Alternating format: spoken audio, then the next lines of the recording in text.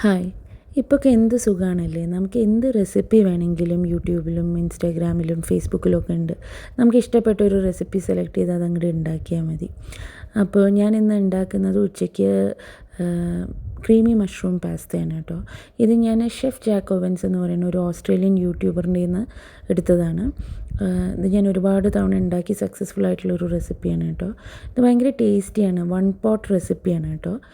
Pasta വെവ്വേറെ വേവിക്കൊന്നും വേണ്ട. പാസ്തയും ഇതും എല്ലാം ഒരുമിച്ച് അങ്ങോട്ട് ഉണ്ടാക്കിയാൽ മതി.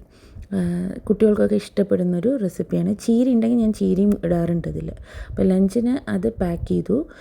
സ്നാക്കായിട്ട് പെയറാണ് കൊടുത്തു വിട്ടത്. രാത്രി ഞാൻ ചിക്കൻ പിസ്സയാണ് ഉണ്ടാക്കിയത് ഇന്ന്. അതിനുള്ള പിസ്സ സോസ് റെഡിയാക്കുകയാണ് ഇത്. പിസ്സ സോസ് റെസിപ്പി ഞാൻ വീണാസ് കറി വേൾഡിലെ വീണ ചേച്ചിയുടെ റെസിപ്പിയാണ് കേട്ടോ യൂസ് ചെയ്യുന്നത്.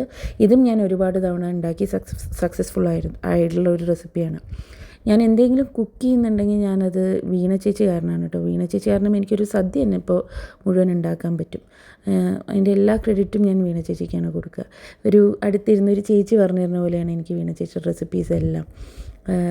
അപ്പോൾ ഷൗട്ട് ഔട്ട് ടു വീണ ചേച്ചി. അപ്പോൾ ഇതിൻ്റെ ഡീറ്റെയിൽ റെസിപ്പി ചേച്ചിയുടെ യൂട്യൂബിൽ പോയി കഴിഞ്ഞാൽ നിങ്ങൾക്ക് കിട്ടും. എന്തായാലും പിസ്സ ബേസായിട്ട് എനിക്ക് നല്ല മടിയായിരുന്നു. അപ്പോൾ ഞാൻ മോഡേണിൻ്റെ കുൽച്ച ബ്രെഡാണ് കേട്ടോ ഈ പിസ്സ ബേസായിട്ട് യൂസ് ചെയ്തത്. ഞാൻ പിസ്സ ഉണ്ടാക്കാറുണ്ട്, അതും വീണ ചേച്ചിയുടെ റെസിപ്പിയാണ്. അപ്പോൾ ഇന്ന് ടോപ്പിംഗ് ആയിട്ട് ഞാൻ ജസ്റ്റ് ചിക്കനും സ്വീറ്റ് കോണും മാത്രമേ ഇട്ടിട്ടുള്ളൂ കേട്ടോ.